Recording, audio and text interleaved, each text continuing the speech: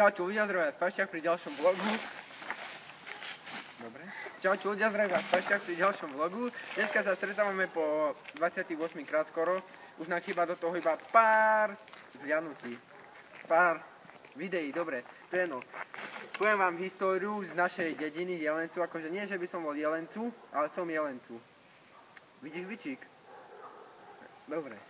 Týmto bičom týrali Ježiša, ešte keď ja som žil, keď sme bývali tam v Írsku, v Severnom Írsku, v Kóreji, jedno s druhým, viete, tam proste takto došiel Ježiš, ty buzerát nerobíš, tak mu švahli jednu.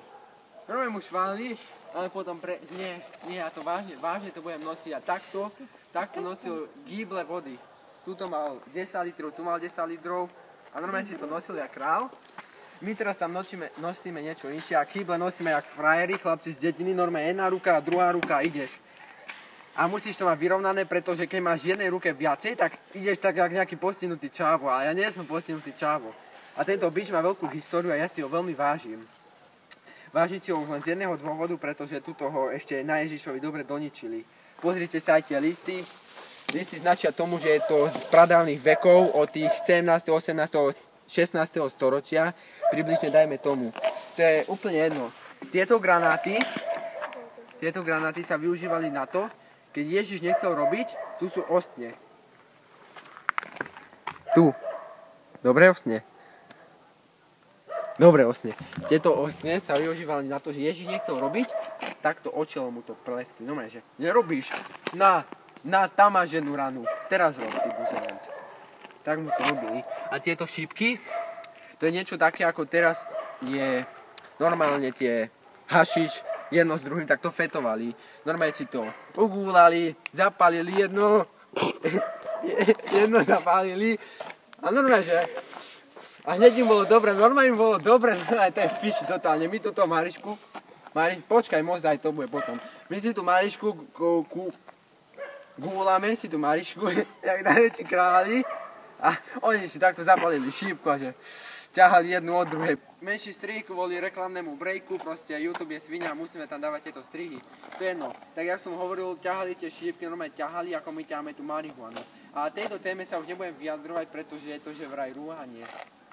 Teraz vám poviem niečo o histórii tamtoho mostu vzadu. Po tuto viacej pri mňa kamera má vedúci. Tuto za chrbát, jak sa vraví. A o tom moste idem sa vyjadriť. No. Tento most pochádza z dávnych pradávnych vekov, pretože ho postavil slavný pápež Ján Pavol II, aj Benedikt XVI mu pomáhal, nosili tu kvadre na pleciach, normálne ťahali tú pucovku, ťahali jedno s druhým a tak pozrite, tam sú veľké tehly sú tam a tie tehly sú tam z jedného jediného dôvodu, pretože tam sú, aby to celé držalo, aby to nenarušalo statiku týchto vysokých tatier v Jelenci, vysokej ekipy. To je ten originálny názor, ktorý som vymyslel. Som frajer? Som. Dobre. Točíš? Točíš? Dobre? Dobrý obraz. Dobre. A tečie pod ním slavná rieka Dunaj 3000.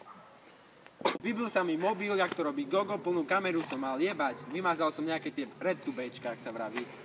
Pome, takže hovoril som vám o tejto histórii, že to stával Ján Pavol II s Benediktom XVI, ktorí si nosili kvádre jedno s druhým kokotiny. Dobre, takže. A ja jasné. Tečie pod ním rieka Nimbus. Nimbus je lopata na ozrňanie snehu, ktorú používam v zimnom období od januáru až po december. Teda od decembru až po január. Šľup.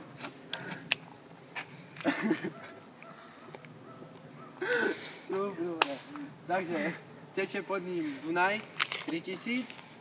Preto som to tak nazval, lebo priemerne za tie 3 sekundy tu pretečie 3000 litrov, čo keď jednodušíme 3000 deleno 3 je 1000, takže 1000 litrov za sekundu. To ma učila paňučovka nemenovaná. A mal som samé jednotky z matematiky, chcem sa vám pochváliť. Akože, som stromný chlap z dediny, nie chlapec, lebo už som vyrastol.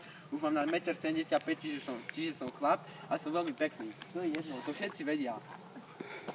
A viete čo? Aj lode, tu normálne lode premávajú. Bars, kedy normálne poviem, že hej, loď poď sem a loď dojde. Pozrite, takto si ju privoláte. Najprv treba trafiť.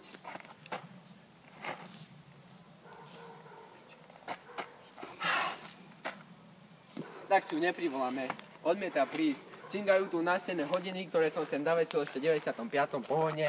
A myslím si, že tento vlog už presiahol hranicu 3 minút, takže by sme to mohli aj prerušiť. A robím to veľmi nerád, pretože dneska je taký veľmi pekný deň. Zajtra idem do školy, idem na mesto.